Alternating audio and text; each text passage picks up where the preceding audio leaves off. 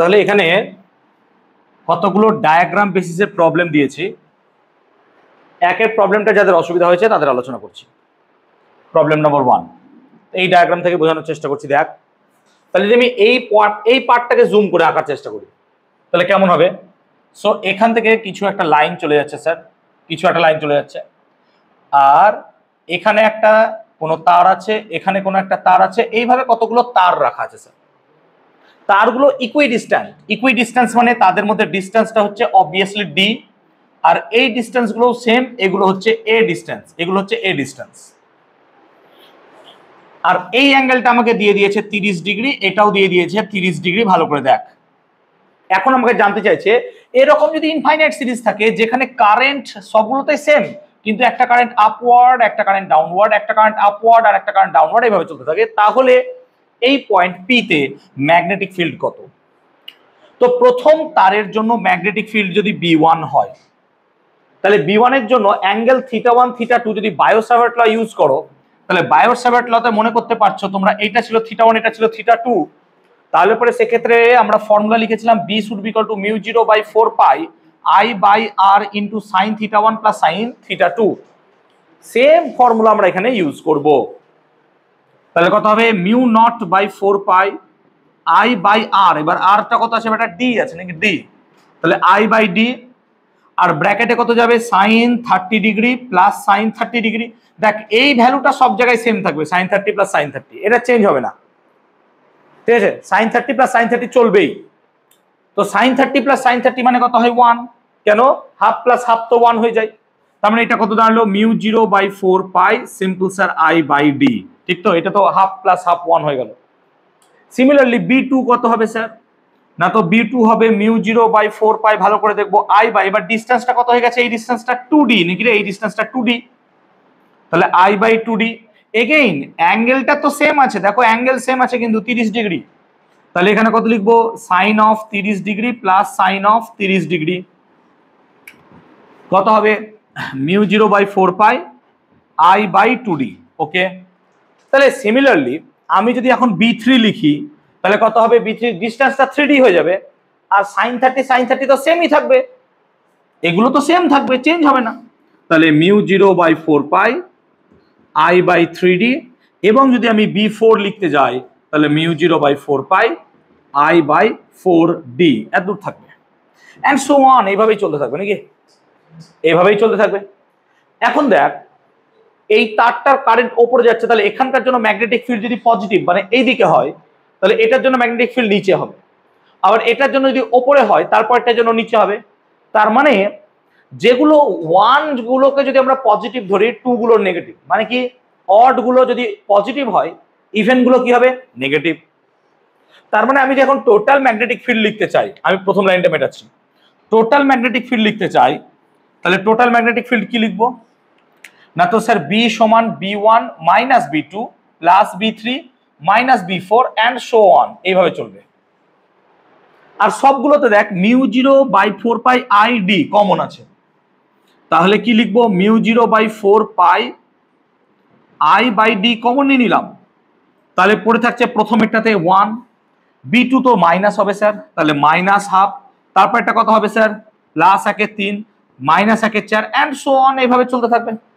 এবং এটা একটা বিশেষ সিরিজ যেটাকে আমরা বলছি কি লগ এর সিরিজ। সো এটা হচ্ছে লগ এর series μ0/4 pi I log 2/d। Again d কে তুমি যদি a দিয়ে রিপ্লেস করো, যেটা আমাদের প্রশ্নে দেওয়া আছে যে d কে a দিয়ে রিপ্লেস করতে হবে, তাহলে এখানে তুমি যদি sin 30 চয়েস করো, sin 30 মানে কত লম্ব, cos 30 চয়েস করো, তাহলে cos 30 মানে কত ভূমি বাই অতি, তাহলে ভূমি কত d, অতি কত a, d/a। তাহলে d মানে কত থাকছে, d মানে থাকছে a cos 30 মানে কত √3/2, তাহলে d এর জায়গায় এখন যদি আমি a √3/2 বসাই, তাহলে μ0/4 পাই I log 2/a √3, উপরে চলে গেল 2, তাহলে এইরকম কিছু দাঁড়ালো নাকি, এসে এটাই। তাহলে একের প্রশ্নটার সলিউশন মোটামুটি বুঝলাম, এক একটা বুঝলাম। চলো 3 একটা দেখি, যেটা আগে সহজ সেগুলো আগে করি। তাহলে একের সলিউশনটা আমরা মোটামুটি বুঝলাম, ডায়াগ্রাম বেসিসের ক্ষেত্রে এটা যথেষ্ট ভালো প্রবলেম। আই হোপ তোমাদের বোঝাতে পারলাম। চলো এবার 3 এর প্রবলেমটা দেখি, যাদের হয়নি তারা দেখো। 3 এর প্রবলেমের ক্ষেত্রে কি বলছে, এখান থেকে বোঝানোর চেষ্টা করছি আমি, যে এখানে কি আছে, একটা বড় সিলিন্ডার আছে, সিলিন্ডার ইজ এ সিলিন্ডার। এই সিলিন্ডারের কারেন্ট ডেনসিটি কত না, তো সিলিন্ডারের কারেন্ট ডেনসিটি হচ্ছে কারেন্ট ডেনসিটি, সিলিন্ডারের কারেন্ট ডেনসিটি কত না, তো জি, কারেন্ট ডেনসিটি বাই জে। আর এই সিলিন্ডারটার রেডিয়াস কত, সিলিন্ডারটার রেডিয়াস হচ্ছে এ রেডিয়াস। এবার এইরকম একটা সিলিন্ডার থেকে, যেটা নিরেট cylinder, solid cylinder, obviously it's a solid cylinder, এরকম সলিড সিলিন্ডার থেকে আমি কি করলাম, এরকম একটা ক্যাভিটি মানে এরকম একটা অংশকে আমি কেটে নিলাম। কেমন কেটে নিলাম, যার রেডিয়াসটা হচ্ছে a/2, a/2 রেডিয়াস বা ডায়ামিটার তুমি ভাবতে পারো এ, এরকম একটা রেডিয়াসকে কেটে নিয়েছি। তাহলে এরকম একটা চাঁদের মতো স্ট্রাকচার পাওয়া গেছে। এই চাঁদের মতো স্ট্রাকচারের জন্য ক্যাভিটি থাকার কারণে এই পি পয়েন্টে ম্যাগনেটিক ফিল্ড কত আমাকে বার করতে হবে। This is the question, the fantastic question. তাহলে এখন আমরা এটাকে গাউসের সূত্রের মতো ভাবতে পারি, যে পুরোটার জন্য কত ম্যাগনেটিক ফিল্ড হতো আর ক্যাভিটির জন্য কত ম্যাগনেটিক ফিল্ড আছে বাদ দিয়ে দিব। তার মানে আমরা প্রথমে টোটাল ম্যাগনেটিক ফিল্ড বার করব, টোটাল ম্যাগনেটিক ফিল্ড পুরোটা, ক্যাভিটি নাই ধরবো, ক্যাভিটি নাই, নো ক্যাভিটি। যখন কোনো ক্যাভিটি নাই তখন আমি ধরছি ম্যাগনেটিক ফিল্ড কত, আমি সেই টাইমটাকে ধরছি B0। তাহলে তো স্যার এই অংশটা নাই, পুরো নিরেট অংশ বসে আছে। তো পুরো নিরেট অংশ বসে আছে মানে এটাই হচ্ছে আমার সারফেস এবং এইটাই হচ্ছে আমার লাইন, নাকি এইটাই লাইন। তাহলে যদি আমি এর লাইন ইন্টিগ্রাল চয়েস করি, তাহলে লাইন ইন্টিগ্রাল কত হবে না, তো B0 ইন্টু কত হবে 2πr, আর মানে কত রেডিয়াস a, 2πa। তাহলে B0 ইন্টু 2πa এটা কি না, তো integration of b dot dl, তাই তো, integration of b dot dl। কারণ তোকে অ্যাম্পিয়ার কি বলেছে, integration of b dot dl should be equal to কত, মিউ আই, মনে করে দেখ। এবার এটা সমান কত হবে, মিউ ডিএলটাকে ইন্টিগ্রেট করলে পুরো লাইনটা পাওয়া যাবে, into mu into I, I মানে কত না, তো আমরা জানি স্যার জে মানে হচ্ছে আই বাই এ, এ মানে এরিয়া, তাহলে আই মানে কত জে ইন্টু এ, তাহলে জে ইন্টু এ, এ কত পাই এ স্কোয়ার। এই হচ্ছে সিচুয়েশন। তাহলে এখান থেকে দেখ পাই পাই কেটে দিতে পারি, আর এ দিয়ে একটা এ স্কোয়ার কাটলে আমি এখান থেকে ইজিলি B0 পাচ্ছি মিউ জে এ বাই 2, এটা হচ্ছে B0। তার মানে যখন কোনো ক্যাভিটি নাই, দেয়ার ইজ নো ক্যাভিটি, তখন আমার ম্যাগনেটিক ফিল্ডটা পি পয়েন্টে এলো কোথায়, সারফেসে। এখন তুই ভাব যে আমার শুধুমাত্র এই ক্যাভিটিটা আছে, এগুলো কিচ্ছু নাই, তার মানে এই ক্যাভিটির মধ্যে আমার কিছু পরিমাণ চার্জ আছে, কিছু কারেন্ট আছে, এবং এই ক্যাভিটির জন্য এখানে ম্যাগনেটিক ফিল্ড কত আমি এটা বার করব। তাহলে আমি এখন বার করতে চাইছি magnetic field due to cavity. ক্যাভিটির জন্য মানে কি, ক্যাভিটিতে চার্জ আছে কিন্তু, হ্যাঁ আমি ধরছি যে ক্যাভিটিটা কিছু দিয়ে পূর্ণ, আর এইগুলো আর কিছু নাই, এগুলো ফাঁকা, এগুলো ফাঁকা। তাহলে ক্যাভিটির জন্য এখানে কত ম্যাগনেটিক ফিল্ড হবে, তাহলে ক্যাভিটিতে যদি আমি চার্জ রাখি, তাহলে ক্যাভিটির কারেন্ট ডেনসিটি আর এর কারেন্ট ডেনসিটি কি হবে, সেম হবে। তাহলে এখানে যে হলে এখানেও ভাই যে হবে, কিন্তু কারেন্ট আলাদা হবে। কেন, এর কারেন্ট আর এর কারেন্ট আলাদা হয়ে যাবে, কারণ মোটা পাতলা আছে। তাহলে লজিক্যালি এই ক্যাভিটি যার মধ্যে কিছু মাল ভরা আছে, যার কারেন্ট ডেনসিটি যে, তার জন্য এখানে ম্যাগনেটিক ফিল্ড কত। তাহলে লজিক্যালি আমি যদি সেটাকে বলি বি ড্যাশ, তাহলে বি ড্যাশের সাথে আমি কি করব, এই ক্যাভিটির এরিয়া চয়েস করবো নাকি রে, ক্যাভিটির এরিয়া। এবার ক্যাভিটির এরিয়া কিভাবে নেবো স্যার, এখান থেকে এত দূর, তার মানে নিশ্চয়ই আমাকে সারফেসটা বা লাইনটা এইভাবে চয়েস করতে হবে, হ্যাঁ না বল, লাইনটাকে এইভাবে চয়েস করতে হবে। তার মানে সামহাও আমাকে কি করতে হবে, a/2 আর a, এই লাইন বরাবর আমাকে ওকে কি করতে হবে, তোমার ইন্টিগ্রেট করতে হবে। তাহলে এখানে রেডিয়াসটা কিন্তু a/2 হবে না, রেডিয়াসটা কিন্তু এতটা বড় রেডিয়াস হবে, ইয়েস অর নো, কারণ এখান থেকে আমি ভাবছি ওকে, তার মানে a প্লাস a/2 এতটা এরিয়া ধরে কাজ হবে। তার মানে এটা কত হয়ে যাবে, 2π a plus a/2, a plus a/2, এটা সমান কারেন্ট ডেনসিটি কত, জে, কারেন্ট ডেনসিটি তো জে, আর তার সাথে এরিয়া। এবার এর এরিয়া কত, এর এরিয়া কত না, তো স্যার এর এরিয়া তো পাই a/2 এর হোল স্কয়ার, এর এরিয়া তো পাই a/2 এর হোল স্কয়ার হয়ে যাবে। আর তার সাথে কি গুণ করতে হবে আমাকে, মিউ, কারণ কি মিউ আই, এইটা হয়ে গেল বি ড্যাশ। তাহলে এখন যদি আমি দেখি, তাহলে তো পাই পাই কাটবে, তাহলে B dash equal to A square J mu by 2 পড়ে থাকলো 2, আচ্ছা 2 কেটে যাবে নাকি, এটা 3 এ পড়ে থাকবে ইন্টু 3 এ, ঠিক তো? দেখতে একবার, এই যে 2 2 কেটে গেল, তার মানে এটা পড়ে থাকছে একটা কাটলে বি ড্যাশ সমান পড়ে থাকছে তোমার হচ্ছে mu J A by 6, mu J A by 6। তাহলে এখান থেকে এটা বাদ দেবো, ঠিক করলাম তো? দেখতে একবার, ও এটা 4 আছে না, 4, তাহলে এটা কত আসবে 12। এবার ঠিক আছে, এবার তাহলে সামহাও আমি যদি দেখি যে এটার জন্য ম্যাগনেটিক ফিল্ড এখানে এইটা, আর পুরোটার জন্য হচ্ছে এইটা, তাহলে স্যার এই চাঁদের মতো অংশের জন্য কতটুকু হবে? স্যার পুরোটা থেকে এইটুকু বাদ দিয়ে দেন, তবে তো চাঁদের মতো অংশের জন্য ম্যাগনেটিক ফিল্ড পাবি। তাহলে magnetic field of the rest portion, তাহলে রেস্ট পোরশনের জন্য ম্যাগনেটিক ফিল্ড কত হবে? রেস্ট পোরশনের জন্য ম্যাগনেটিক ফিল্ড হবে কত? না তো স্যার কত হবে? পুরোটা থেকে ওই ক্যাভিটিটা বাদ দিন, তাহলে দেখ কমন যাচ্ছে mu zero A by 2, mu zero A by 12।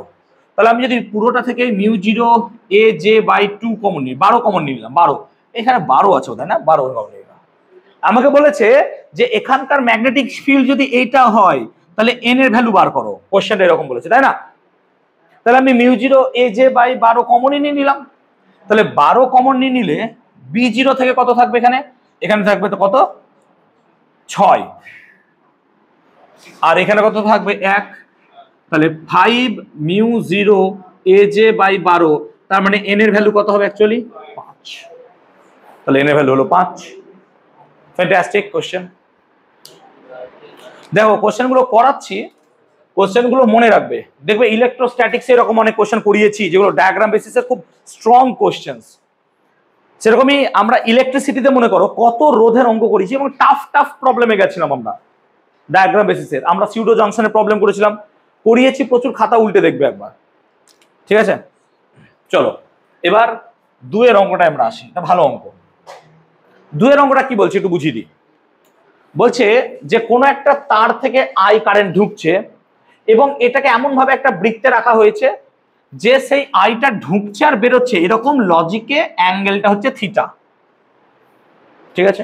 তাহলে পরে এর সেন্টারে ম্যাগনেটিক ফিল্ড কত হবে? ভাই সিম্পল কথা, ধরে নাও তার রেডিয়াসটা হচ্ছে আর, তার রেডিয়াসটা আর, যদি যদি এইভাবে কারেন্ট না যেত, যদি শুধু একটা কারেন্ট থাকতো, এখানে কত হতো মিউ জিরো আই বাই 2 আর, সেটা গল্পই শেষ। কিন্তু কন্ডিশনটা আমার আলাদা দিয়েছে, কন্ডিশনটা আলাদা দিয়েছে, বলো রূপম। চেঞ্জ, এই যে আই এদিক দিয়ে আসছে, একটা পার্ট I1 যাচ্ছে এদিকে আর একটা পার্ট I2 এদিক দিয়ে ঘুরে এখানে গেল, দিয়ে I1 প্লাস I2 মিলে আবার আই বেরিয়ে যাচ্ছে, এইভাবে যাচ্ছে। তার মানে একটা কথা এখানে ভালো করে বোঝো, ভালো করে বোঝো।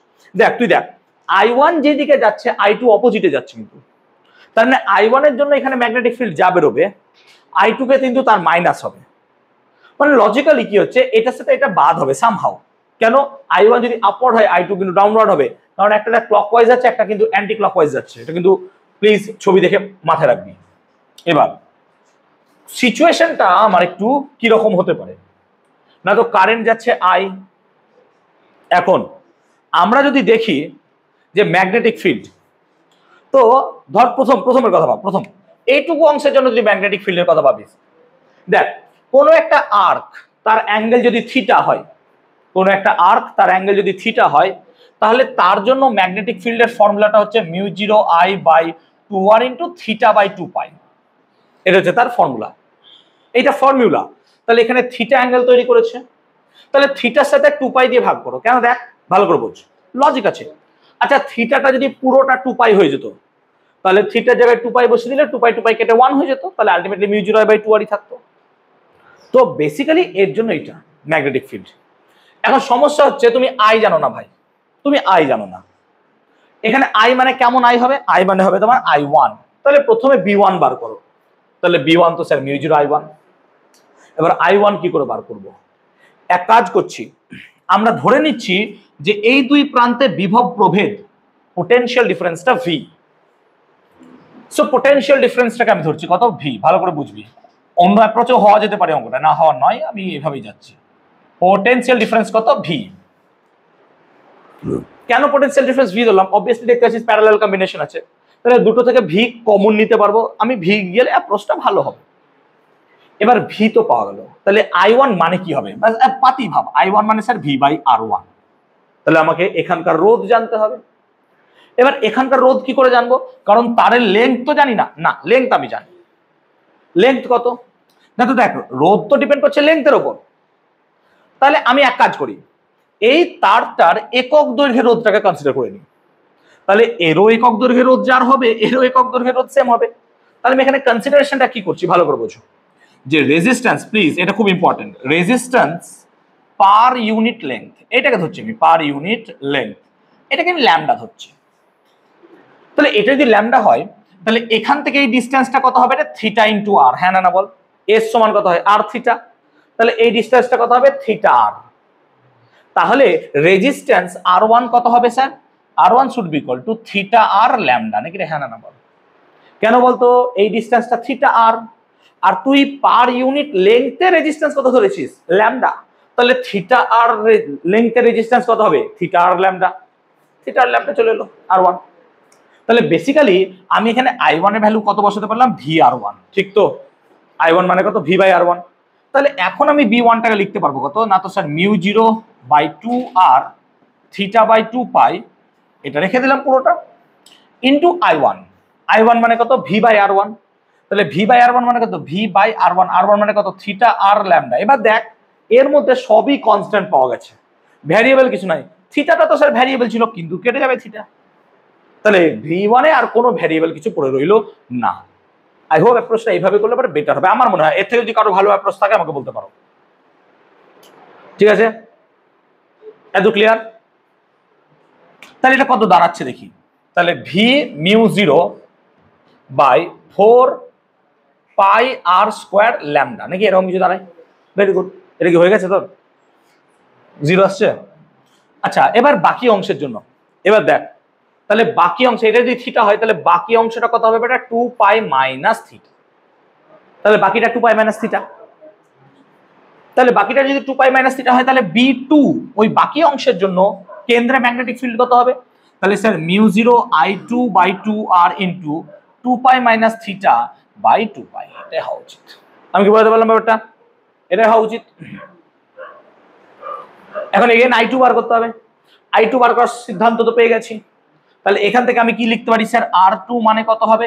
না তো স্যার 2π - θ আর ল্যামডা। দেখো এখান থেকে কম্পেয়ার করো, এখানে থিটা ছিল বলে থিটা লিখেছিলাম, এখানে 2π - θ আছে, তাহলে 2π - θ লিখবো। তাহলে লজিক্যালি আমি এখান থেকে I2 টা পেয়ে যেতে পারবো। তাহলে B2 should be equal to কত? না তো স্যার μ0/2r ইনটু 2π - θ/2π ইনটু আমরা কি লিখবো? I2 এর ভ্যালু। I2 মানে কত? V/R2। তাহলে V/R2 মানে কত? 2π - θ আর ল্যামডা, কেটে যায়।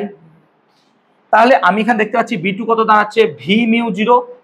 তাহলে V μ0/2 2 4 পাই r² ল্যামডা। B1 আর B2 এক্স্যাক্টলি সেম দাঁড়ালো। আর আমি এক্ষুনি কি বললাম? B1 যাচ্ছে তোমার ক্লকওয়াইজ কারেন্ট, আর B2 যাচ্ছে তোমার অ্যান্টি ক্লকওয়াইজ কারেন্ট। তাহলে এখানে B1 এর জন্য যদি ডাউনওয়ার্ড হয়, B2 এর জন্য কি হবে? আপওয়ার্ড। তাহলে অপোজিট ডিরেকশনে সেম ম্যাগনেটিক ফিল্ড কাজ করলে তোমার ম্যাগনেটিক ফিল্ড কত হয়ে যাবে? 0। So that should be your answer, 0। ভালো ছিল? এটা হয়েছে?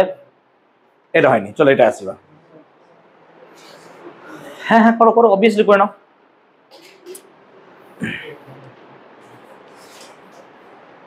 ঠিক আছে, বুঝতে পেরেছি তো অঙ্কটা নাকি?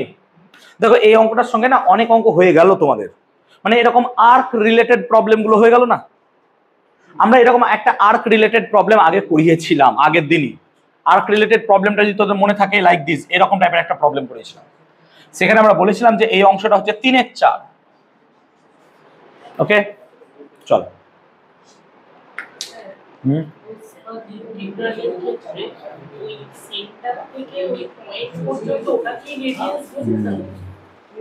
এইভাবেই ঘোরাবো আমি। আর এই ক্ষেত্রে কি করবো? এইভাবে আস্তে বাবা মিটাবো। চলো এটা ভাবি।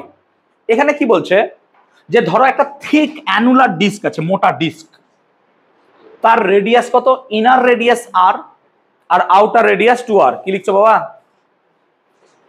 কিছু লিখছো ওখানে? তাহলে inner radius r, outer radius 2r। বল, বুঝলাম না এটা। থিটা ল্যাম্বডা কি করে এলো? পার ইউনিট লেংথে আমরা রেজিস্ট্যান্সকে ধরছি ল্যাম্বডা। পার ইউনিট লেংথে রেজিস্ট্যান্স কত? ল্যাম্বডা। তাহলে এখান থেকে এর লেংথ কত?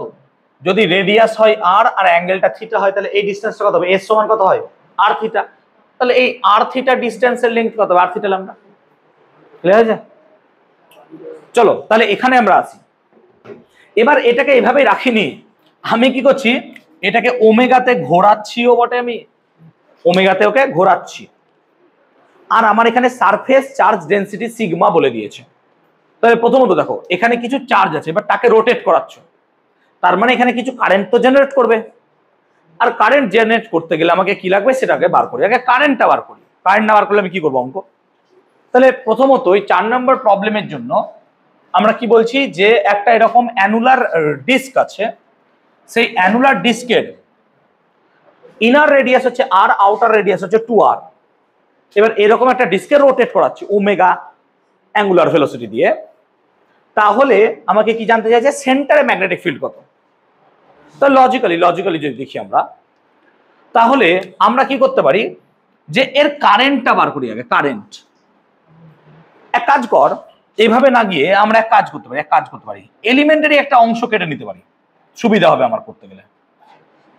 তাহলে পুরো r থেকে 2r করে নেবো, কারেন্ট চার্জ তো আমার r থেকে 2r থাকবে। তাহলে এক কাজ করলাম, ভালো করে বোঝ, এই দিক দিয়ে গেলে ভালো হবে, ভালো করে বোঝ। তাহলে এখানে একটা আমি কি করলাম, r দৈর্ঘ্যের এবং dr ব্যাস যুক্ত মানে মোটা যুক্ত একটা ছোট্ট অংশ কেটে নিলাম। তাহলে r ব্যাসের dr একটা ছোট্ট অংশ আমি এখানে কেটে নিয়েছি। এই অংশটা আমি কেটে নিয়েছি এখানে, ভালো করে বোঝ, এই অংশটা আমি কেটে নিয়েছি এখানে। এই অংশটা কাটার গুরুত্বটা কি পাবো আমি?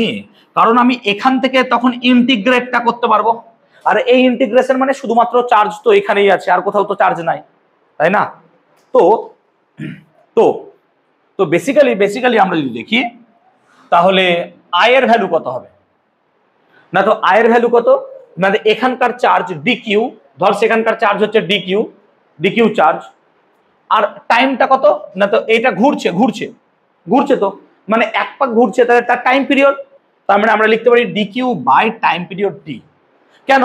কারণ এটা রোটেট করছে ভাই, রোটেট করছে, that means dq by t।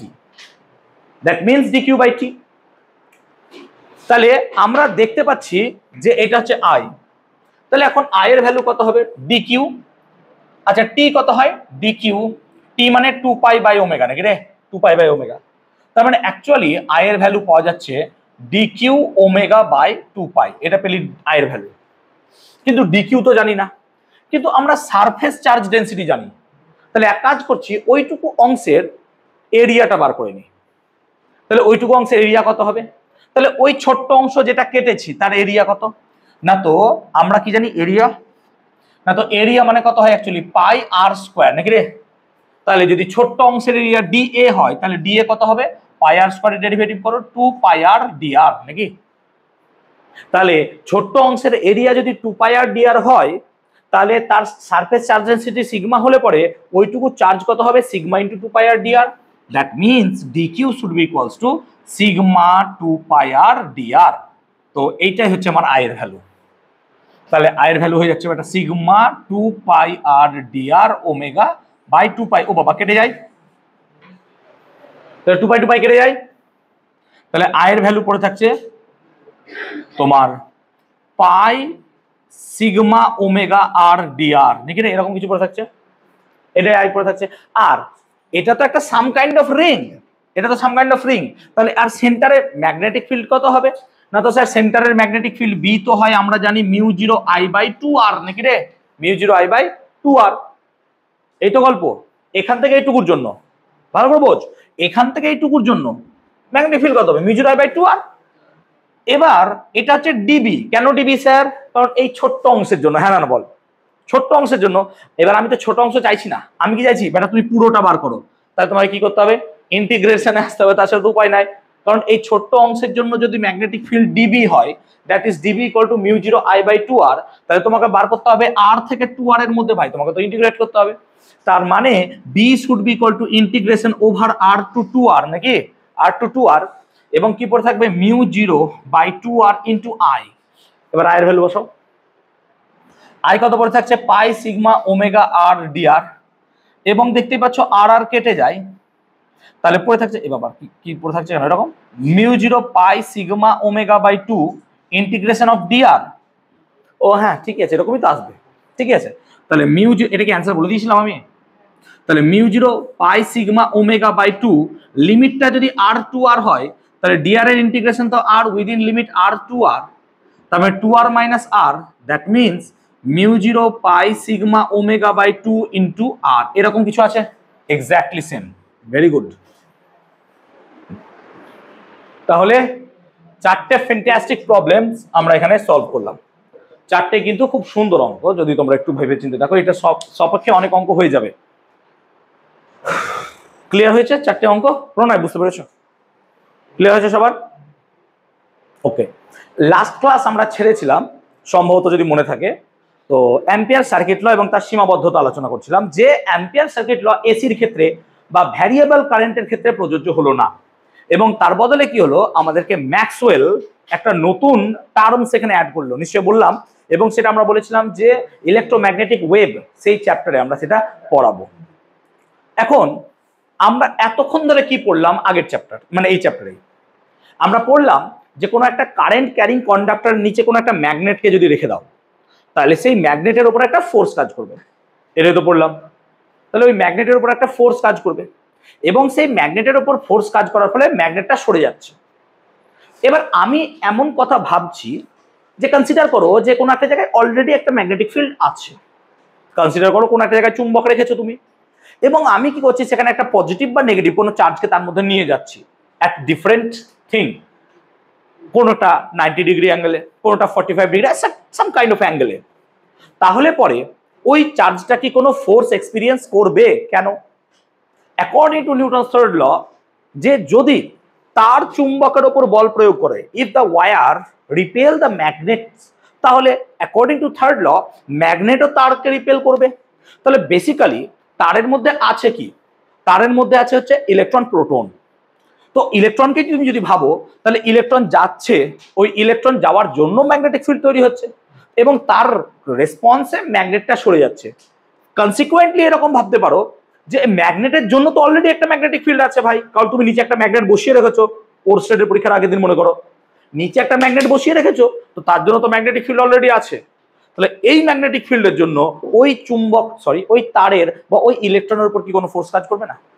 According to Newton তো করা উচিত। আমরা এই ফোর্সটাকে নিয়ে আলোচনা করছি।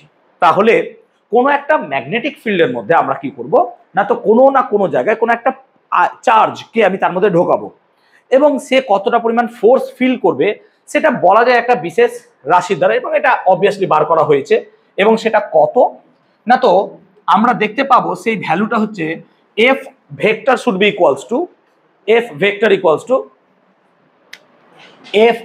Equals to Q V cross B. এটা হচ্ছে সেই ফোর্সের ভ্যালু, যে ফোর্সটা আমার কাজ করছে কার ওপর, সেই কিউ চার্জের ওপর, যে কিউ চার্জটাকে আমরা ম্যাগনেটিক ফিল্ডে ভরেছি।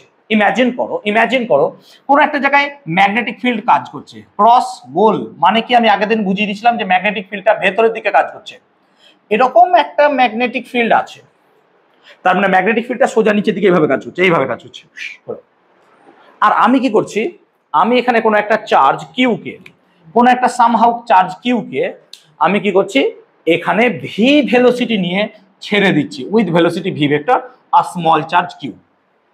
তার মানে দেখো লজিক্যালি ম্যাগনেটিক ফিল্ডের সাথে এর অ্যাঙ্গেলটা কিন্তু পারপেন্ডিকুলার আছে। দেখা যাচ্ছে এই পারপেন্ডিকুলারে ম্যাগনেটিক ফিল্ড সবসময় ম্যাক্সিমাম কাজ করছে এবং ম্যাক্সিমাম ডিফ্লেকশন হচ্ছে, এবং যত অ্যাঙ্গেলকে চেঞ্জ করছি আমরা, ম্যাগনেটিক ফিল্ডের অ্যাঙ্গেল যত কমাচ্ছি আমরা উইথ রেসপেক্ট টু ভি, আমরা দেখতে পাচ্ছি তত ফোর্সের পরিমাণও কমছে। এরকম ফাংশনের ক্ষেত্রে আমরা সাইনকে চয়েস করতে বেশি পছন্দ করি, যেখানে সাইন 90 কত হয়ে যাচ্ছে ম্যাক্সিমাম, এবং 90 থেকে যত ভ্যালু কমাবো তত আমার কি আসবে, জিরোর দিকে ভ্যালু কমতে থাকবে। তাহলে এই ফোর্সটাকে বলা হয় actually magnetic Lorentz force. This force is called magnetic Lorentz force. This is called magnetic Lorentz force. F vector equals to QV cross B। Basically এটাকে F না লিখে FM লিখতে পারো, FM ফর ম্যাগনেটিক। তাহলে FM vector equal to QV cross B। এবং যদি আমি cross প্রোডাক্টকে তুলে দিই তাহলে obviously F should be equal to QVB, এরকম কিছু দাঁড়াবে। এখন এই যে ক্রস প্রোডাক্ট নিয়েছি না, এই ক্রস প্রোডাক্টের একটা বিশেষ গুরুত্ব আছে। There is a some physical significance of that cross product. What was that? সেই ক্রস প্রোডাক্টের ফিজিক্যাল সিগনিফিকেন্সটা কি, গুরুত্বটা কি, কেন ক্রস প্রোডাক্ট নিতে গেলাম? দেখো, তুমি ইমাজিন করো যে কোনো একটা জায়গায় আমি কোনো একটা চার্জকে ভেতরে ঢোকাচ্ছি এবং এখানে একটা ম্যাগনেটিক ফিল্ড কাজ করছে। এবার দেখা গেছে যে বাই ডিফ্লেকশন ম্যাগনেটিক ফিল্ড নিচে কাজ করছে আর চার্জকে এভাবে ঢোকাচ্ছি, তাহলে চার্জের সাথে এর অ্যাঙ্গেলটা 90 ডিগ্রি। তাহলে দেখা গেছে চার্জটা হয় এইদিকে বেঁকে যাচ্ছে, না হয় এদিকে বেঁকে যাচ্ছে। দ্যাট মিনস ম্যাগনেটিক ফিল্ডের সাথে আমি যখন ভেলোসিটিটাকেও পারপেন্ডিকুলার নিচ্ছি, কনসিডার এইভাবে করতে পারো যে magnetic field by default Z axis বরাবর কাজ করছে আর আমি ওকে এক্স অ্যাক্সিস বরাবর চার্জকে নিয়ে যাচ্ছি। যখনই ম্যাগনেটিক ফিল্ডে ঢুকছে আমি হয় পজিটিভ এক্স না হয় নেগেটিভ এক্সে বেঁকে যাচ্ছি। তার মানে আমরা যদি ক্লাস 10 রিমেম্বার করি Fleming right hand rule or left hand rule, তাহলে দেখো ম্যাগনেটিক ফিল্ড চৌম্বক ক্ষেত্র, পরিবাহীর প্রবাহ মাত্রা মানে কি কারেন্ট মানে চার্জ, আর এখানে কি ছিল পরিবাহীর গতি অর্থাৎ কোন দিকে ডিফ্লেক্টেড হচ্ছে। তো বেসিক্যালি এই ক্রস প্রোডাক্টটা সিগনিফাই করছে ভি আর বি যে প্লেনে থাকবে এফ তার পারপেন্ডিকুলার হবে। কনসিডার করো এই বোর্ডটা, ধরো এই বোর্ডের এই দিকে কাজ করছে বি ভেক্টর সোজা উপরের দিকে, আর আমি কোনো একটা চার্জকে ভি ভেক্টর এই দিকে পাঠিয়েছি সোজা। তাহলে পরে একটা যদি ওয়াই অ্যাক্সিস একটা যদি এক্স অ্যাক্সিস বরাবর যায়, তাহলে ভি ক্রস বি যদি করো, এদিকে ভি এদিকে বি, তাহলে V cross B means F এই দিকে কাজ করবে, তার মানে এদিকে পাঠালেই বডি এদিকে সরে যাবে। তার মানে ভি ক্রস বি মানে বোঝাচ্ছে কি যে ভি ক্রস বি মানে এফ ভেক্টরের ডাইরেকশন কোন দিকে কাজ করবে, আপওয়ার্ড। সিমিলারলি ভাবো তাহলে তাহলে যদি আমি এরকম করতাম ভিটাকে উল্টো দিকে পাঠাতাম মাইনাস ভি হয়ে যেত। আর তোমরা জানো কি যে এ ক্রস বি মানে কিন্তু হয় মাইনাস বি ক্রস এ, কারণ cross product commutative rule follow করে না। তাহলে বেসিক্যালি আমরা যদি তখন ভেলোসিটির ডাইরেকশনটাকে চেঞ্জ করতাম তখন ফোর্সটাও ডাইরেকশন উল্টো দিকে হয়ে যেত, ফোর্সটা তখন কোন দিকে কাজ করতো, এদিকে কাজ করতো। তাহলে বেসিক্যালি ক্রস প্রোডাক্টের একটা ভালো গুরুত্ব আছে, সে আমাকে ডাইরেকশন অফ দ্য ফোর্স দেয়, ফোর্সটা কোন দিকে কাজ করে, এবং অবভিয়াসলি আমার এখানে কি করছে তার মানও দিচ্ছে। এখন ক্রস প্রোডাক্ট করলে তাদের মধ্যে অ্যাঙ্গেল যদি থিটা হয় তাহলে কত হবে, sine theta. So q v b sine theta. এখন যদি ম্যাক্সিমাম ফোর্সের কথা বলি তাহলে ম্যাক্সিমাম ফোর্সের ক্ষেত্রে থিটা শুড বি কত, 90 ডিগ্রি। কেন, সাইনের ভ্যালু 90তেই তো ম্যাক্সিমাম হয়। তো সাইনের ভ্যালু যেহেতু 90 ডিগ্রিতে ম্যাক্সিমাম হয় তাহলে এফ ম্যাক্স কত হবে না, তো sir f max should be equal to q v b. Q v b এটা হচ্ছে ম্যাক্সিমাম।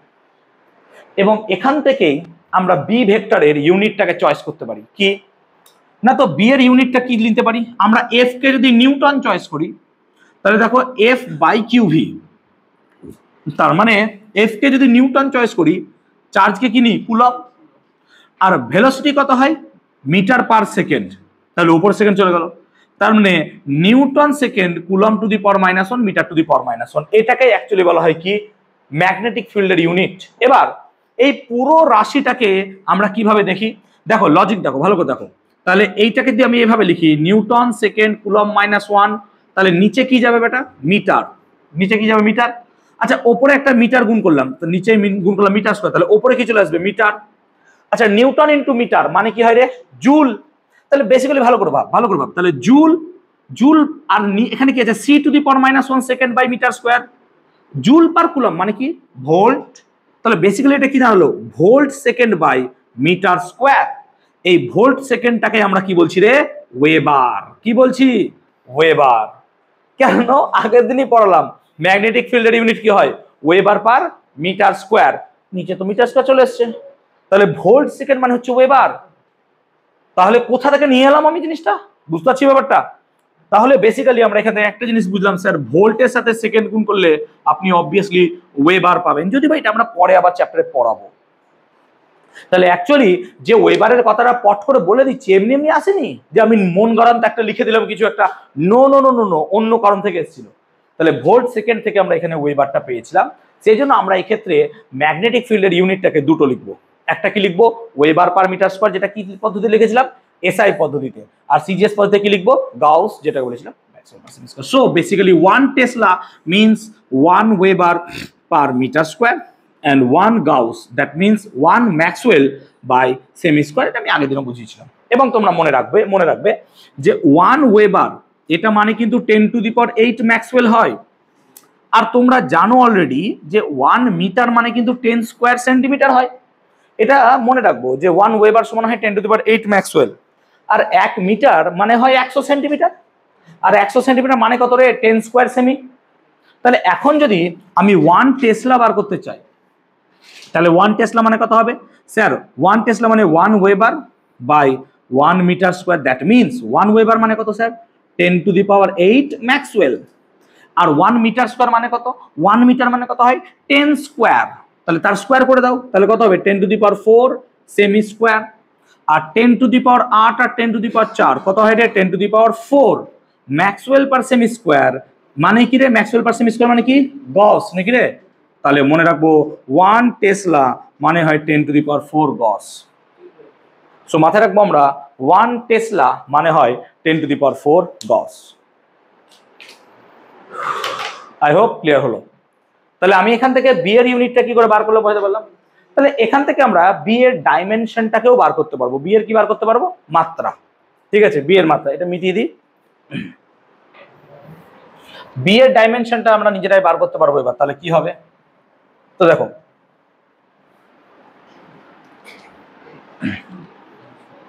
বি এর dimension, so dimension of B.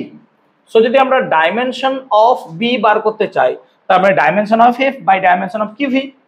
তো ডাইমেনশন অফ এফ মানে কত, M L T minus 2, dimension of Q মানে কত, আই টি, আর ডাইমেনশন অফ ভি মানে কত, এল টি মাইনাস 1। কেন, চার্জের ডাইমেনশন মাত্রা কত হয়, আই টি, বেগের মাত্রা কত হয়, এল T to the power minus 1, আর ফোর্সের ডাইমেনশন কত হয়, M L T to the power minus 2।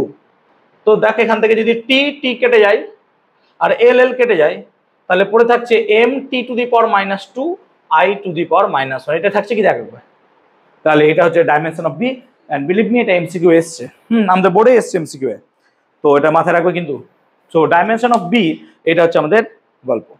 এবং এখান থেকে আমরা ফ্লেমিং এর লেফট হ্যান্ড রুলটাকে বানাতে পারি, কারণ ফ্লেমিং এর লেফট হ্যান্ড রুল তাই বলে যে ফ্লেমিং এর লেফট হ্যান্ড রুলে কি ছিল, এই দিকটায় ছিল ম্যাগনেটিক ফিল্ড, এই দিকটায় কি ছিল, চার্জের ডাইরেকশন বা কারেন্ট, আর এদিকে কি ছিল, ওই যে পরিবাহীটাকে রেখেছো কারেন্ট ক্যারিং কন্ডাক্টর, সেটা কোন দিকে নড়বে। তাহলে এই সূত্রটা মনে করতে পারো তোমরা, যে এটা যদি বাহাতের তর্জনী চৌম্বক ক্ষেত্রের অভিমুখ, মনে পড়ছে ক্লাস 10 এ পড়েছিলিস, ঠিক আছে? তো ওই রুলস অনুযায়ী এই দিকটা ম্যাগনেটিক ফিল্ড, আর এই দিকটা যদি আমাদের কারেন্টের ডাইরেকশনকে প্রকাশ করে, তাহলে এইটা কি করবে, ওই কারেন্ট ক্যারিং কন্ডাক্টরের উপর কতটা পরিমাণ ফোর্স কাজ করছে, কোন দিকে সরে যাবে, সেটা আমরা এটা দিয়ে ব্যাখ্যা করতে পারবো। So Fleming's left hand rule I hope আর মনে রাখার দরকার পড়বে না, এমনি আমরা বুঝতে পারবো। এখানে যদি ছোটখাটো কোশ্চেন আসে যে ফ্লেমিং এর লেফট হ্যান্ড রুলে ম্যাগনেটিক ফিল্ড আর কারেন্ট ক্যারিং কন্ডাক্টরের মধ্যে অ্যাঙ্গেল কত ছিল স্যার, 90 ডিগ্রি ছিল। এগুলো সব অ্যাঙ্গেল কত হয়, 90 ডিগ্রি। সো আমরা এগুলো আই হোপ বোঝাতে পারবো। ক্লিয়ার? এখন ধরো এরকমই একটা ম্যাগনেটিক ফিল্ড আছে, প্লিজ রূপম, এরকমই একটা ম্যাগনেটিক ফিল্ড আছে। এবার সেই জায়গায় আমি একটা পার্টিকেল, কোনো একটা চার্জ কিউকে আমি কি করেছি, স্থির অবস্থায় এখানে রেখে দিয়েছি। তাহলে এখানে আমি ওকে স্থির অবস্থায় রেখে দিয়েছি, তার উপর ম্যাগনেটিক ফিল্ড, ম্যাগনেটিক ফোর্স কত হবে, ও বলো রূপম বলো। এখানে কোনো একটা ম্যাগনেটিক ফিল্ড আছে এন্ড আমি এখানে একটা কোনো কিউ চার্জকে এখানে রেখে দিয়েছি, জাস্ট রেখে দিয়েছি, তাহলে তার তার ফোর্স কত হবে তার উপর,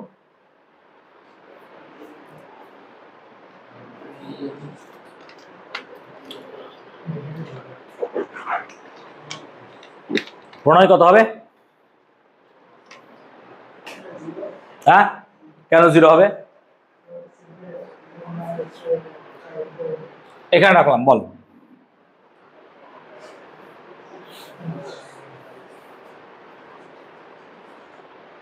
এখানে রাখলাম, ফোর্স কত হবে? খাড়া ফোর্স কত হবে?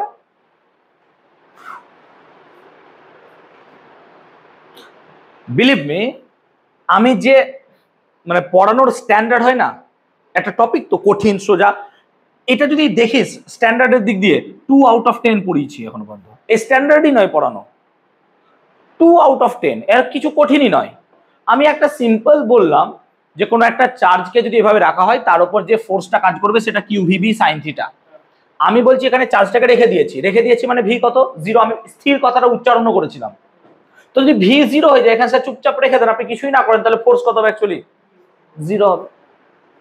তুমি যেটা বলছো এই মাঝে রেখেছি এদিক ওদিক, ওসব নয় বাবা। তার মানে আমি নর্মালি এইভাবে রেখেছি, বাস ছেড়ে দিয়েছি, কত হবে? 0। বল, ধর ম্যাগনেটিক ফিল্ডটা এই দিকে কাজ করছে, এদিকে কাজ করছে ওয়াই অ্যাক্সিস বরাবর, আর আমি কোন একটা চার্জ এই কে রেখেছি এবং আমি চার্জটাকে এই দিকে পাঠাচ্ছি ম্যাগনেটিক ফিল্ডের এই দিকে, তাহলে ফোর্স কত হবে বল? হ্যাঁ, তো বল কত হবে? ধর কত হবে? আগে ফোর্স ছিল যা হবে, এখন কত ফোর্স হবে? কিছুই না, আমি এই দিক দিয়ে ছেড়ে দিয়েছি ওকে, ফোর্স কত হবে?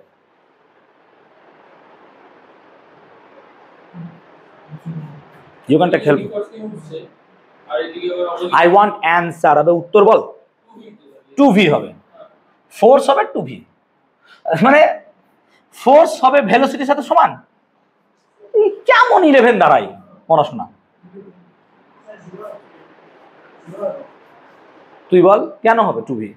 আমি ফোর্সের সাথে ভেলোসিটি সমান, কিছু একটা তো গুণ হবে যার সাথে ফোর্স হয়, যেখানে ওখানে কিউভিবি আছে তবে ফোর্স হয়েছে, তাহলে কত হবে? কিউভিবি 2 কিউভিবি। বল রূপম কেন 0 হবে?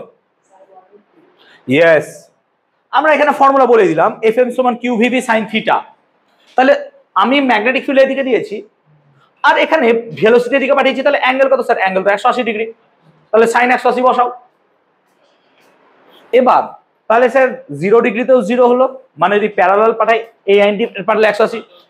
সব সময় ম্যাক্সিমাম আমি এখানে লিখেও দিয়েছি 90 ডিগ্রিতে হবে, মানে সব সময় আমরা 90 ডিগ্রিতে যদি পাঠাই ভেলোসিটিটাকে তখন সেটা হবে সবসময় ম্যাক্সিমাম ফোর্স পাওয়া যাবে। ক্লিয়ার হচ্ছে? তাহলে এই সিচুয়েশনগুলো পরীক্ষা দিতে পারে, এগুলো আমাদের আসতে পারে পরীক্ষায়, ঠিক আছে? এবার এখন যদি আমরা আহিত কণাটাকে পারপেন্ডিকুলার ডিরেকশনে পাঠাই, ভালো করে বোঝো, তাহলে লজিক হবে এরকম যে কোনো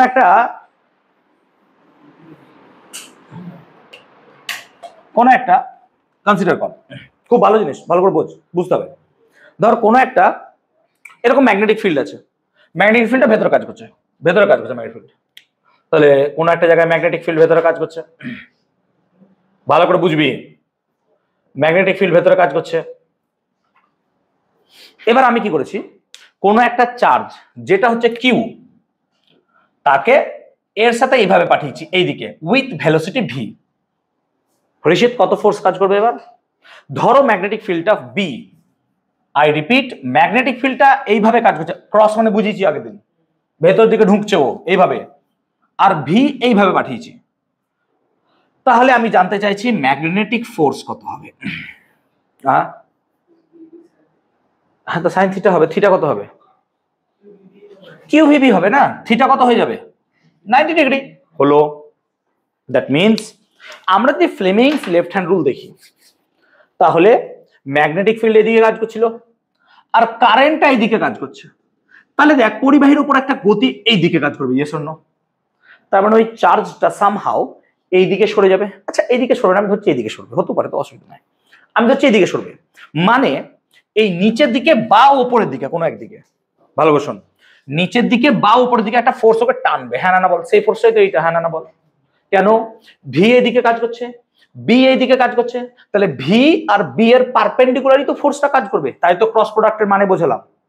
তাহলে ভি এইদিকে কাজ করছে, বি এইদিকে কাজ করছে, ভাই ফোর্স কোন দিকে কাজ করবে? হয় স্যার উপরে, না হয় নিচে, ঠিক তো? স্যার বি এইভাবে কাজ করছে আর ভি এইদিকে যাচ্ছে, তাহলে ফোর্স কোন দিকে হবে? হয় স্যার এইদিকে, না হয় এইদিকে। আমার আঁকার সুবিধার জন্য ধরছি আমি ফোর্সটা নিচে কাজ করছে। এবার ফোর্সটা যদি নিচে কাজ করে তাহলে এইভাবে আর ও যেতে পারবে না, ও কি করবে? সামহাউ বেন্ড হবে, ইয়েস অর নো? কেন? ওকে টানছে তো, তাহলে ওকে টানছে, ও নিচে বেন্ড হলো, আবার এখানে গেলে আবার টানছে, তার মানে কি হবে, ও অ্যাকচুয়ালি এইভাবে একটা সার্কুলার পথে ঘুরতে শুরু করবে। Yes or no? কেন? সার্কুলার পথে সবসময় ওকে একটা কেন্দ্রের দিকে এরকম ভাবে টানতে থাকবে কোনো না কোনো force. Yes or no?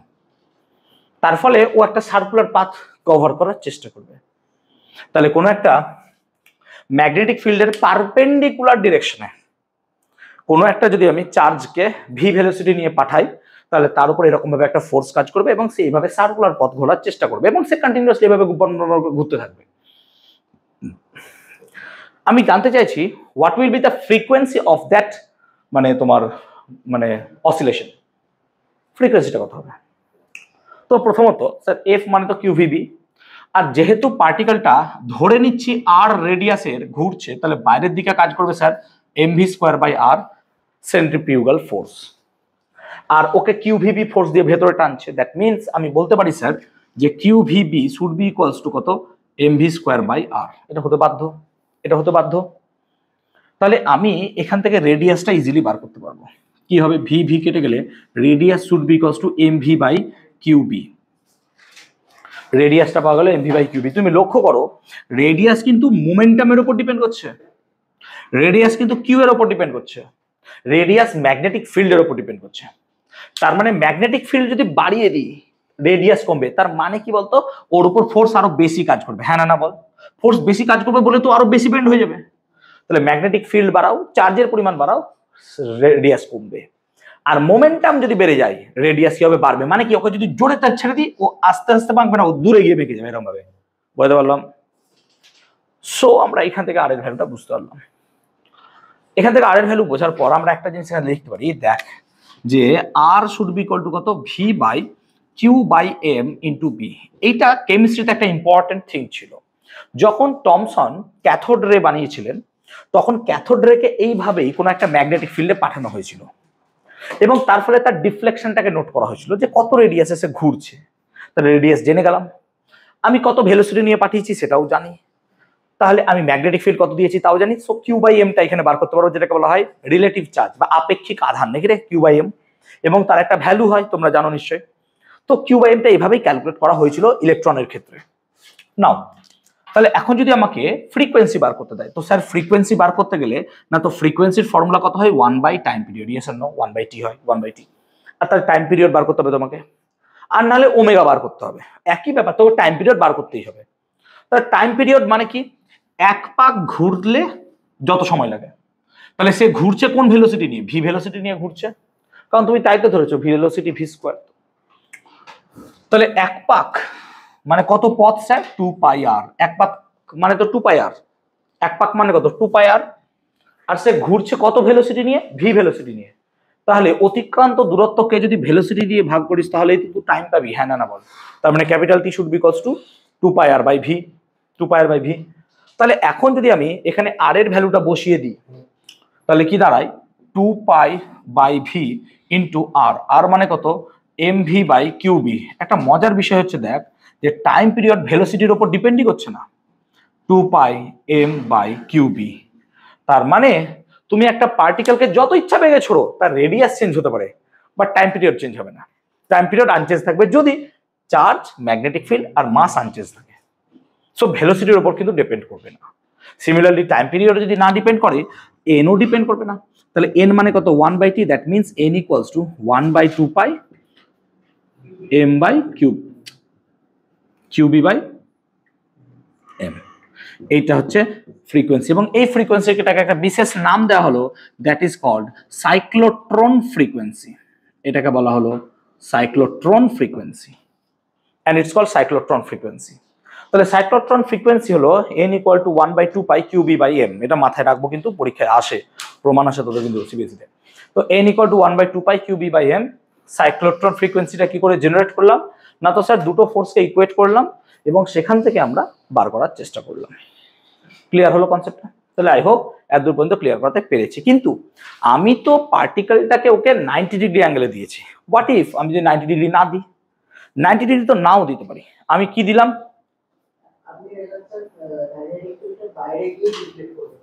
Magnetic field নয় বাবা, ম্যাগনেটিক ফিল্ড ডিফ্লেক্ট করাবে, কিন্তু চার্জটাকে ডিফ্লেক্ট করাবে, চার্জটা বেন্ড হবে। এই দিক দিয়ে হবে, এই দিক দিয়ে হতে পারে। কিসের মাঝখান দিয়ে? ও শেষ দিয়ে, আরে ভাই তো ক্রস আছে, আমি আঁকিনি। ও ম্যাগনেটিক ফিল্ডে বাইরে চলে গেলে আর হবে না, ওকে তো ম্যাগনেটিক ফিল্ডে থাকতে হবে। কেন হবে না? আবে ম্যাগনেটিক ফিল্ড যদি জিরো হয়ে যায়, ফোর্স কত হয়ে যাবে? জিরো। তুই তো জিরো হয়ে যাবে, তো কিছুই হবে না, ও তো সোজা বেরিয়ে পালিয়ে যাবে। তুই এমন একটা চার্জ নিয়েছিস, যে ধর এমন চার্জ বিশাল জোরে মেরেছিস, তাহলে ধর এমন চার্জ দিয়েছিস যে ভি এত স্পিডে গেছে। তুই লাইটের কথা ভাব, লাইট ধর, লাইটের মতো কোন একটা চার্জ পার্টিকেল, লাইট এত স্পিডে বেরোবে, ওর এখানে এই ফোর্স কাজ করা ইম্পসিবল কোয়াইট, সেজন্য তো লাইট ম্যাগনেটিক ফিল্ডে বেন্ড হয় না। আবার লাইটের তো কোনো চার্জ নাই অ্যাকচুয়ালি, V0 এই কিউ জিরো বলে লাইট হবে না, কিন্তু লাইটের ভেলোসিটি যদি হয় তাহলে পসিবল হবে না, প্রবলেম হবে। আবার দেখ, লাইটের স্পিডে যদি নিয়ে যাওয়া হয়ও, তোর মাস আনচেঞ্জ থাকবে না, মাস চেঞ্জ হয়ে যাবে। তো কেন? কারণ according to Einstein m should be equal two m0/√1 - v²/c²। তাহলে এবার m তো চেঞ্জ হতে থাকবে, তাহলে আমি অ্যাপ্লাই করতে পারবো না। লাইটের ভেলোসিটি নিয়ে গেলে ওই জায়গায় আমাদের এই নর্মাল ফিজিক্সের লগুলো একটু ভয়েড হয়, একটু আমাদেরকে চেঞ্জ করতে হয় সেক্ষেত্রে। ক্লিয়ার হলো দুর্বন্ত? আমি এখন প্রশ্ন কি বলছি, আমি বলছি স্যার আমি 90 ডিগ্রিতে পাঠাবো না, আমি একটা সামহাউ কোনো একটা অ্যাঙ্গেল করে পাঠাবো, আমি একটা অ্যাঙ্গেল করে পাঠাতে চাইছি। সো হোয়াট ইফ যদি আমি একটা অ্যাঙ্গেল করে পাঠাই? তো ভাবো যে তুমি কোনো একটা জায়গায় এক্স অ্যাক্সিস ওয়াই অ্যাক্সিস আছে, তো কনসিডার করো, ভালো করে বোঝো, খুব খুব ভালো জিনিস বোঝাচ্ছি, বোঝো একটু। তো ধরো কোনো একটা জায়গায় এক্স অ্যাক্সিস ওয়াই অ্যাক্সিস আছে, ওকে, এটা হচ্ছে জেড অ্যাক্সিস কনসিডার করো, এটা ওয়াই অ্যাক্সিস, এটা এক্স অ্যাক্সিস। এবার ধরো এখানে কোনো একটা ভেলোসিটি আছে, কোনো একটা পার্টিকেলকে কেমন ভাবে ছুটছি, এই বরাবর নয়, এইভাবে ছুটলে তো ম্যাগনেটিক ফিল্ডের পারপেন্ডিকুলার হয়ে যাবে। আমি এভাবে ছুটছি না, আমি কি ছুটছি ওকে এই অ্যাঙ্গেল করে, সাম কোনো একটা অ্যাঙ্গেল, সে অ্যাঙ্গেলটা করছি আমি কত, থিটা, সে থিটা অ্যাঙ্গেল করে ছুটছি ওকে আমি, ঠিক আছে, থিটা অ্যাঙ্গেল করে ছুটছি ওকে আমি। তাহলে এই থিটা করে অ্যাঙ্গেল যদি ছোড়ো, তাহলে এই থিটার একটা ওপরের দিকে আর এইদিকে একটা কম্পোনেন্ট পাবি, তাহলে ওপরের দিকের একটা কম্পোনেন্ট পাবি আর এদিকে একটা কম্পোনেন্ট পাবি, তাই তো? এইভাবে তাহলে আমি থিটাটাকে কার সাপেক্ষে ছুটছি, এই দিকের সাপেক্ষে, ঠিক আছে। আবার থিটাটাকে তুমি এও নিতে পারো, এই দিকে কার সাপেক্ষে নিতে পারো, এইদিকে যেটা চলছে তার উপর, যে কোনো একটা দিকে নাও, ঠিক আছে। তোমাদের বইয়ে অ্যাকর্ডিং মনে হয় সম্ভবত যে ভার্টিক্যালের সাথে নিয়েছে, ম্যাগনেটিক ফিল্ডের সাথে নিয়েছে না? হ্যাঁ, ম্যাগনেটিক ফিল্ডের সাথে নিয়েছে। তাহলে এই অ্যাঙ্গেলটা কোথার সাপেক্ষে নিয়েছে, এর সাপেক্ষে নিয়েছে। মানে আমি বলতে চাইছি ম্যাগনেটিক ফিল্ডটা উপরে কাজ করছে, আমি কি করছি, এই পার্টিকেলটাকে ম্যাগনেটিক ফিল্ডের সাথে থিটা অ্যাঙ্গেলে ছুটছি। এখানে কত অ্যাঙ্গেলে ছুটছিলাম, 90 ডিগ্রিতে। এখানে ওকে ম্যাগনেটিক ফিল্ডের সাথে থিটা কোণে ছুটছি, এইটা হচ্ছে আমার ভি। ম্যাগনেটিক ফিল্ডটা এইভাবে কাজ করছে, ম্যাগনেটিক ফিল্ডের সাথে ওকে ভি এমন বেগে ছড়েছি যেটা থিটা অ্যাঙ্গেল তৈরি করেছে। তাহলে বেসিক্যালি এটা হচ্ছে ভি সাইন থিটা, যেটা কোন দিক বরাবর কাজ করবে বলতো, অ্যাকর্ডিং টু ওয়াই ডিরেকশন, নাকি? এটা ওয়াই বরাবর কাজ করছে, ভি সাইন থিটা। আর এটা কোন দিকে কাজ করবে, জেড বরাবর, কত কাজ করবে, ভি কস থিটা। তার মানে ভি কস থিটা টার্মটা along the direction of the magnetic field কাজ করবে, দ্যাট মিনস থিটার মান কত হয়ে যাবে, 0। যদি থিটা 0 হয়ে যায়, এফ কত ছিল, Q V B sine theta. তাহলে থিটা যদি 0 হয়ে যায়, তার মানে ভি কস থিটা ম্যাগনেটিক ফিল্ডের সাথে একই দিকে কাজ করছে, একই দিকে কাজ করছে। তো একই দিকে যদি কাজ করে, থিটার মান কত হচ্ছে, 0। থিটার মান যদি 0 হয়ে যায়, তাহলে এফ কত হবে, Q V B sine theta. Theta 0 হয়ে গেল মানে কত, এফ সমান কত হবে, কিউ ভি বি 0। তার মানে এফ কত হয়ে যাবে, 0। তাহলে এর জন্য কোনো ডিফ্লেকশন হবে না, ইয়েস অর নো, এ কোনো দিকে ডিফ্লেক্ট করবে না। কিন্তু দেখো ভি সাইন থিটা কম্পোনেন্টটা কিন্তু ওয়াই বরাবর কাজ করছে, এবং এই কম্পোনেন্টটা ম্যাগনেটিক ফিল্ডের সাথে 90 ডিগ্রি অ্যাঙ্গেলে বসে আছে। কেন? কারণ ম্যাগনেটিক ফিল্ড তো জেড অ্যাক্সিস বরাবর কাজ করছে, তাহলে জেড অ্যাক্সিস ওয়াই এর সাথে তো ভাই 90 ডিগ্রি অ্যাঙ্গেল।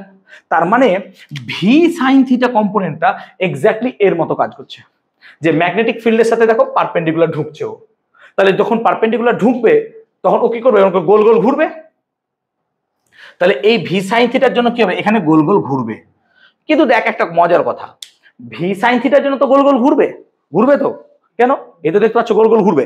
কিন্তু গোল গোল ঘোরার সঙ্গে সঙ্গে দেখ ভি কস থিটাও কিন্তু উপরে কাজ করছে। এমন তো নয় যে ভি কস থিটা 0 নয়, ওর জন্য কোনো ডিফ্লেকশন হচ্ছে না, কিন্তু ওর অস্তিত্ব তো আছে। মানে ব্যাপারটা হচ্ছে এরকম যে ভি সাইন থিটার জন্য আমি গোল ঘুরবো, ভি সাইন থিটার জন্য গোল ঘুরবো, কিন্তু সঙ্গে ভি কস থিটা আমাকে উপরে ঠেলছে, ও ঠেলছে। তার মানে আমি এক পাক ঘুরছি আর উপরে উঠছি, এক পাক ঘুরছি আর উপরে উঠছি, তাহলে এরকম স্ট্রাকচার পাওয়া যাবে। এক পাক ঘুরছি আর উঠছি, তাহলে কেমন স্ট্রাকচার পাবো, হেলিক্যাল স্ট্রাকচার, স্পাইরাল স্ট্রাকচার। কেন পেলি? এখানে এটা হলো না কেন, কারণ একে উপরে ওঠানোর মতো কোনো কিছুই তো নেই। কিন্তু এখানে ওপরে ঠেলছে ওকে কে, ভি কস থিটা। কোন দিক বরাবর, জেড বরাবর ঠেলছে ওকে। তার মানে ম্যাগনেটিক ফিল্ড যেদিকে কাজ করছে অ্যালং দ্যাট ডিরেকশন, ঠিক বলছি তো, ম্যাগনেটিক ফিল্ড যেদিকে কাজ করছে অ্যালং দ্যাট ডিরেকশন ও কি করবে, আস্তে আস্তে এরকম করে উঠতে উঠতে শুরু করবে। ও ঘুরছে কিন্তু ম্যাগনেটিক ফিল্ড কোন দিকে কাজ করছে, এদিকে। তাহলে ম্যাগনেটিক ফিল্ডের সঙ্গে এইভাবে ঘুরতে ঘুরতে ঘুরতে ঘুরতে ঘুরতে ঘুরতে উপরে উঠছে। কেন উঠছে, কারণ ওই ভি কস থিটার জন্য উপরে ঠেলে দিচ্ছে। তাহলে অ্যাকচুয়ালি এখানে কি হবে, একটা হেলিক্যাল স্ট্রাকচার এই বরাবর পাবো, এই বরাবর একটা স্ট্রাকচার পাওয়া যাবে এই। এবং এই স্ট্রাকচারের রেডিয়াস কত হবে স্যার, সেম এমভি। তাহলে রেডিয়াস কত হবে, এমভি, কিন্তু ভি হবে না, ভি সাইন থিটা আছে না, তাহলে V sine theta by Q B. কিন্তু লক্ষ্য কর টাইম পিরিয়ডের ক্ষেত্রে কিন্তু ইফেক্টই পড়বে না। তার মানে এখানেও যে টাইম পিরিয়ড ছিল, যদি মাস, চার্জ আর ম্যাগনেটিক ফিল্ড আনচেঞ্জ রাখা হয় এক্ষেত্রেও সেম থাকবে, মানে ভেলোসিটির উপর ডিপেন্ডই করবে না। তার মানে এখানকার টাইম পিরিয়ড এখানকার টাইম পিরিয়ড সেম হবে। টাইম পিরিয়ড কত হবে না, তো 2πm/qb, 2πm/qb।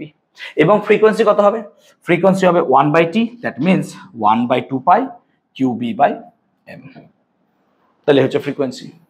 তাহলে এইরকম একটা স্পাইরাল বা হেলিক্যাল স্ট্রাকচার আমরা এখান থেকে পেতে পারি, ঠিক আছে, হেলিক্যাল স্ট্রাকচার বা স্পাইরাল ওয়েভ পেতে পারি।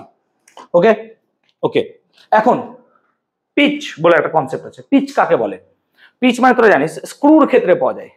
স্ক্রু গেজ প্র্যাকটিক্যাল করলে দেখবি একটা পাক ঘুরলে পরে, সার্কুলার স্কেল একটা পাক ঘুরলে লিনিয়ার স্কেলের যতটা পাথ যায় সেটাকে বলি আমরা পিচ।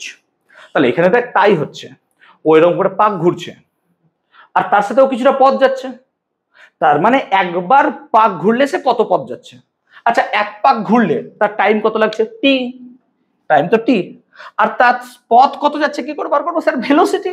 তাহলে এইদিকে ভেলোসিটি কত কাজ করছে, ভি কস থিটা। তাহলে টি এর সাথে ভি কস থিটাকে যদি গুণ করো তাহলে তুমি পাবে কি, পিচ। ভালো করে বোঝ, পিচ কাকে বলে।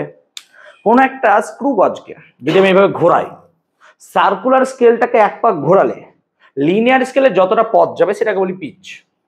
তাহলে দেখ এটাও ওরকমই দাঁড়াচ্ছে যে সার্কুলার স্কেল যাচ্ছে তার সঙ্গে উপরে উঠছে তো। তাহলে সার্কুলার স্কেল এক পাক ঘুরলে তার কত টাইম আবর্তন, টি, আর তার সাথে ও কত ভেলোসিটি হচ্ছে, ভি। তাহলে ভিটি মানে কি, পথ তো, ভেলোসিটির সাথে টাইম গুণ পথ। এই পথটা কি এই জেড অ্যাক্সিস বরাবর যাচ্ছে সে। তাহলে যদি সে জেড অ্যাক্সিস বরাবর যায় তাহলে এটাকে আমরা পিচ বলবো। তাহলে টি এর ভ্যালু কত ছিল, 2πm/qb into V cos theta. তাহলে দেখ পিচ মানে সে কতটা পথ যাবে উপর বরাবর, উপর বরাবর পথ তো ডিপেন্ড করছে কিন্তু থিটার উপর। তার মানে থিটার ভ্যালু যদি তুমি কমাও তবেই কি হবে, পিচের মান বাড়বে। তার মানে তুমি যদি ওকে চাইছো আরো উপরে উঠাতে হেলিক্যাল পাথে, তাহলে থিটাটাকে আরো কম করতে হবে। কেন, কস থিটা তো ব্যস্তানুপাতে চলে, থিটা 0 হলে পরে কসের ভ্যালু ম্যাক্সিমাম, মানে থিটা যখন 0 ডিগ্রি হবে তখন এটা হবে ম্যাক্সিমাম পিচ পাওয়া যাবে। ক্লিয়ার হয়েছে, ম্যাক্সিমাম পিচ পাওয়া যাবে। তাহলে এইভাবেই পাওয়া যাবে। আচ্ছা, সাইক্লোট্রনটা নেক্সট দিন শুরু করি, ঠিক আছে। তো নেক্সট দিন আমরা সাইক্লোট্রন, সিনক্রোট্রন এগুলো পড়াবো এবং নেক্সট দিনই রবিবার চ্যাপ্টার শেষ হয়ে যাবে, ঠিক আছে। একটু কাজ আছে, কয়েকটা কাজ আমি বলে দিচ্ছি আজকে, সেগুলো একটু করবে। কটা বাজলো,